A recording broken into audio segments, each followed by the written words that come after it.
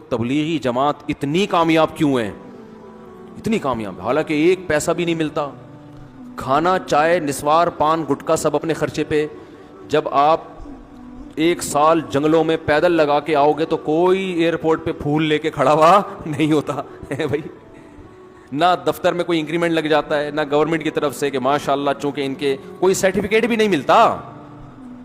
آپ بتاؤ میں سال لگا کر آئے ہوں، وہ اگلا کیا ثبوت ہے؟ کہ ثبوت تو کچھ بھی نہیں ہے. مدنی مسجد فون بھی کرو گے شاید وہ بھی کہہ لیں ہم تو جانتے ہیں اس بندے کو ہے کون.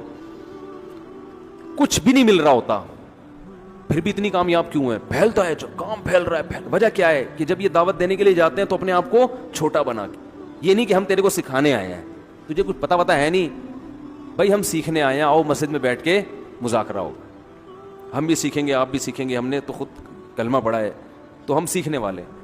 تو یہ جو سیکھتے اور بھائی اور عزت اور کوئی یار کیا کیا باتیں آتی ہیں دماغ میں کھوپڑی میں. ابھی میں ایک واقعہ سنایا نا، جس نے مجھے سنایا تو بس میں آنکھوں سے ضبط نہیں کر پا رہا تھا.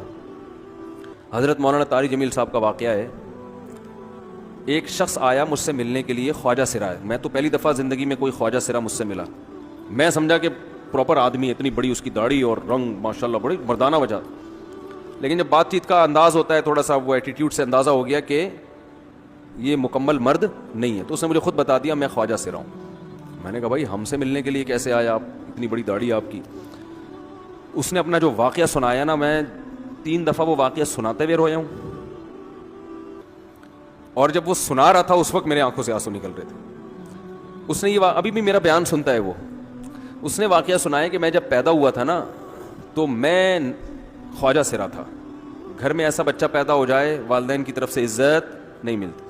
جب 10-12 سال کا ہوا تو نہ بھائی مجھے عزت دے رہا ہے اور نہ میرا والد مجھے عزت دے رہا ہے. میں بھائی کے ساتھ کہتا ہوں مجھے باہر لے کے جاؤ تو وہ کہتے ہیں لوگ میرا مذاق اڑائیں گے تمہیں دیکھ کے. ظاہر ہے اس کی حرکتیں تھوڑی زنانہ لڑکیوں والی حرکتیں ہوتی ہیں. اور والد بھی کہیں محفلوں میں نہیں لے کے جا رہے، ایک مذاق اڑایا جاتا ہے. کہنے ایک دفعہ میں کہیں گزر رہا تھا تو یہ جو ہوتے ہیں نا خواجہ سراؤں کی پوری ایک جماعت تھی، انہوں نے مجھے پہچان لیا، دیکھا اتنا اچھا. اس وقت نہ اس کی داڑھی اور یعنی اس میں خواتین والی ہی علامتیں تھیں زیادہ. تو انہوں نے مجھے کہہ رہے اتنی عزت دی، کھانا کھلایا اور اپنے گرو کے پاس لے کر گئے. اور گرو نے کہا کہ تم ہمارے ایجنٹ بن جاؤ، ہم تمہیں پھر ڈانس ماس کروائیں گے، آدھے تمہارے آدھے ہمارے، جو بھی اس کا سیٹ. کہہ رہے مجھے پہلی دفعہ کہیں عزت ملی. تو لیکن میرے ابا کو پتہ چل گیا تو ابا نے لا کے طبیعت سے کوٹ دیا، ٹھیک ہے نا، کہ دوبارہ ان میں نہیں بیٹھنا. ٹھیک ہے ہم نے توبہ کر لی بھائی، یہ برے لوگ ہیں، ڈانس ماس اچھی چیز نہیں ہے، ٹھیک ہے. تو اب کیا ہوا، کہتے ہیں کہ پھر جو ہے نا کچھ دنوں میں کہیں کسی سے جھگڑا میرا ہوا کسی بات پہ، تو اس نے انتقام لینے کے لیے شکایت لگا دی ابا کو کہ یہ دوبارہ ان کے پاس گیا، حالانکہ وہ جھوٹی شکایت تھی.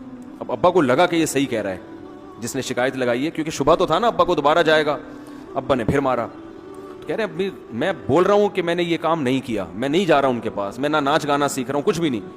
لیکن ابا نے اس کی باتوں میں آ کے انکوائری نہیں کی ہوگی پوری، وہ سمجھے ہوں گے کہ بھائی ایسا ہی ہے. تو ابا نے پھر کٹائی لگائی. تو اس کے دل میں منفی جذبات پیدا ہو گئے اور یہ گھر سے بھاگ گیا کہ بھائی مجھے ویسے تو عزت نہ یہاں مل رہی ہے اور میں ذلت برداشت بھی کر رہا ہوں تو بھی.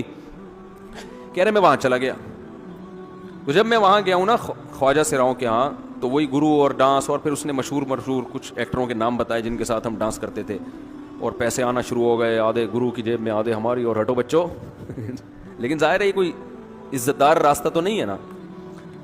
کہہ رہے ہیں کہیں سے تبلیغی جماعت میں حضرت مولانا طاری جمیل صاحب آ گئے. انہوں نے اجازت مانگی، ہمارے گرو کو پیغام بھیجا بھائی مجھے ایک دفعہ یہاں آ کے دعوت دینے دو. اس نے اجازت دے دی، آ جاؤ بھائی.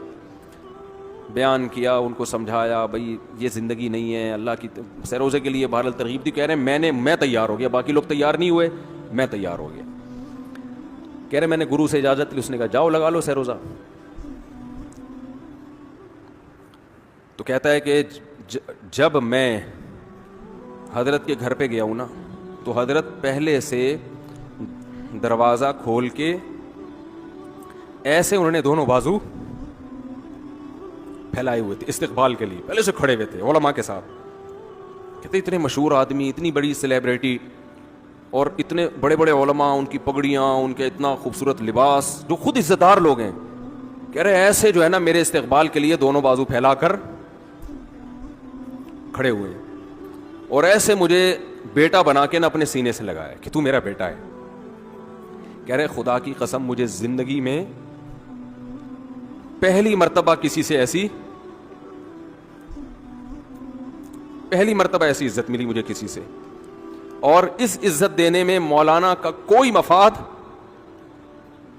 بولو بھائی, کچھ بھی, بلکہ ذلت ہو گئی نا. لوگ کہتے ہیں خواجہ سرا کو بیٹا بنایا ہوا ہے, اور اس وقت تو اس میں بیچارے میں کچھ زنانہ سی علامتیں بھی تھیں, تو خواجہ سرا کو کیا دے رہے ہیں, عزت دے رہے ہیں. کیا کسی تاجر پہ محنت کرو تو تھوڑا چندہ دے دے گا مدرسے کو, ایسا ہی ہے نا.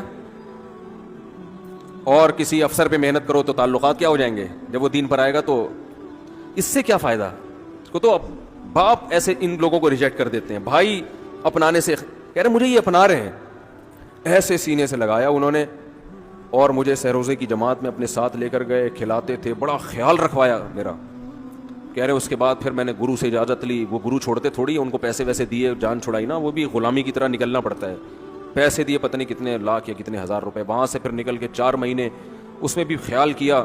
تو پھر تبلیغ کے بزرگوں سے ملا, پھر انہوں نے پورا مجھے بتایا کہ بھائی تم یہ علاج کرو تاکہ تمہارے اندر یہ زنانہ علامتیں ختم ہو. تو وہ علاج کر رہا تھا ماشاءاللہ, انجیکشن لگے, انجیکشن میں ڈاکٹروں کی بھی مدد کروائی.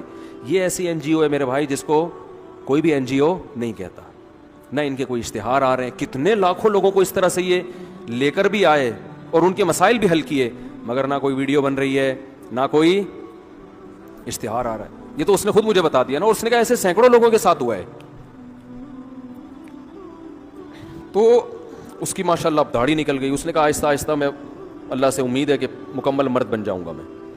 تو یہ ہے وہ دعوت جس میں آپ کا کوئی مفاد بولو نہیں ہے. تو دعوت کے کام میں جب تک اس درجے کا اخلاص نہیں ہوگا, اس وقت تک آپ کی دعوت میں جان پیدا نہیں ہوگی.